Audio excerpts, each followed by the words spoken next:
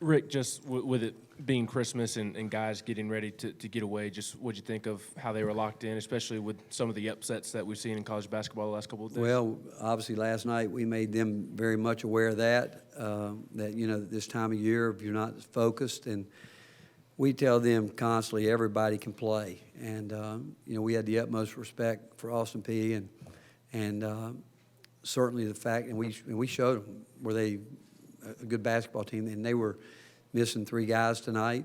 And but the fact is, we talked about the approach that we've had all year, and can we get better? Can we find a way to get? We needed to get better. We put our numbers up where we haven't been as effective shooting the ball inside too, and talked about different guys' statistical numbers. But the one thing that we did say to the team was that we weren't concerned about Santi shooting. It wouldn't take but a game for him to get back with it. But really, as a staff, we're excited about Jonas and what he did tonight. Was one away from having a double-double. Tobey, the way he gets it done, he's a rebounder. The way he goes and gets it's a great thing. But we worked hard. I thought our guys worked hard inside some really good interior passing. And defensively, Nate James does a terrific job playing to his personnel, and we knew their post player that, he's been effective everywhere that he went. We wanted to try to push him out where they couldn't enter it as easy there, and our post guys we knew had their hands full. But overall, just the maturity of our team this time of year, and this is a tough game, and based on what you had mentioned about earlier in this week, how teams were losing games that you would think that they shouldn't lose. And so we're, from that point, we're really proud of the maturity that our guys showed.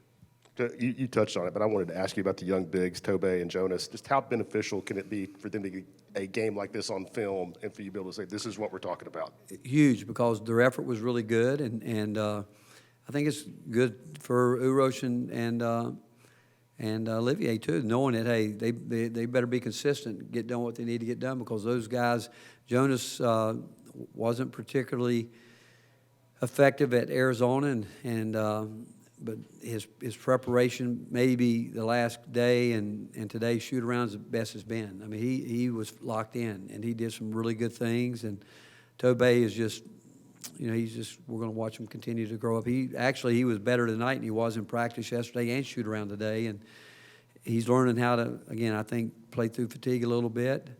But overall, it was a great effort by both of those guys. I know you said you weren't worried about Santi entering tonight, but was it nice for him to see the shots go down the way they did? Yeah, yesterday in practice we were doing a lot and telling him that, because you could tell and he's a good driver. You watch him on tape, the way people guard him, he doesn't get a whole lot of looks, so he gets used to having it because people are trying to, down him, not let him come off the screens or chase him hard. But yesterday we were doing some different things to try to get him separation. Said, hey, you got to shoot it. You got to shoot it. And you know what? Didn't shoot it great yesterday in practice, but today in shoot around, every time I looked, he was making shots. And just again, that part of it, because he affects the game in so many different ways. Zakai, and Shaq, they do a lot. I think that. Tyreek is getting there too, where even nights when they don't shoot it, they just play a huge impact on the game, and we got to get our post guys doing that. We need them to impact the game in ways when they're not making shots. But we did probably the best job we did all year for them. Again, we went through one flurry there where I think we missed 3 or 4 shots in a row. I think we were shooting right at 67% from the 2 in the first half, and we got to get up there with that number. That's important to us. What did you like about y'all's ball movement tonight? I thought the tempo, was good. I thought we were efficient. I thought we were locked into each other. I do think our guards are getting better at getting the ball to our post players, and our post players, I think, are doing a better job, too, of going to meet the ball as opposed to just waiting for it to get there.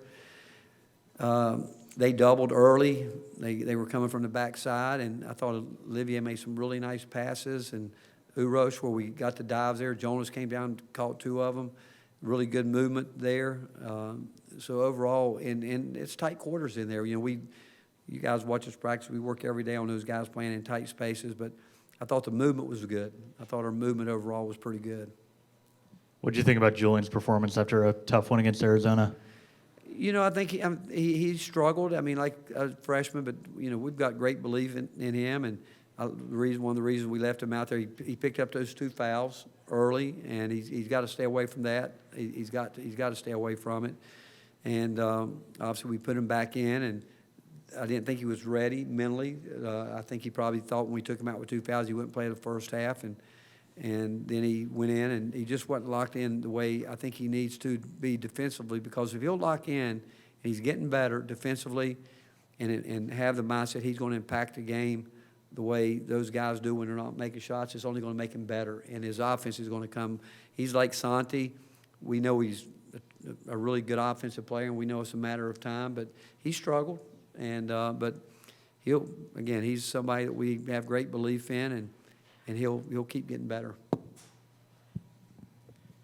Rick, at any point during his recruiting process, did you think that Tobey could come in here and rebound the ball like this as a freshman? And how much of that is something that he's just kind of born with versus something he's worked for? Well, it's definitely him, his DNA. I mean, he led the EYBL in rebounding. That's what he did. And, you know, if you talk to people that have been around the game a long, long time, they'll tell you there's one statistic that translates from junior high to high school to college to the NBA, and it's rebounding.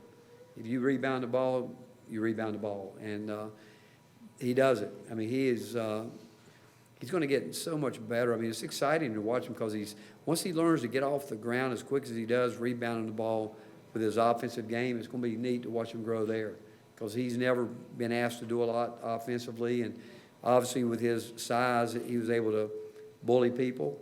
And he can still, I mean, he's strong. He really is strong. But it's his rebounding is, I mean, he's got a great knack. And I've coached a few guys that, I mean, they're just great at it. And you wish you could give it to everybody, but it's his want to. It's in his DNA. And as time goes on, people are going to say you got to keep him off the glass. And I'm telling you, he's a guy that will keep fighting to get it. He will. Couple straight strong offensive performances from y'all's front court. Do you feel like those guys are kind of starting to turn a corner?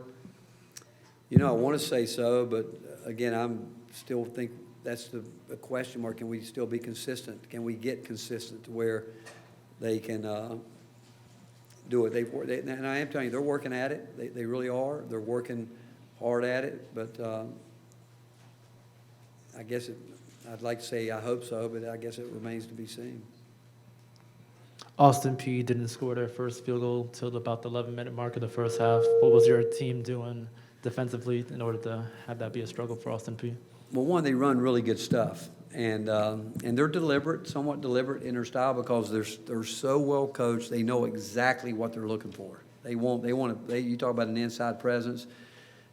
They have that identity. They have a post player that they love to play through, and you watch their schemes. They do a lot of misdirection to get him a chance where he can do something with it, and they're not afraid to get you deep into the shot clock.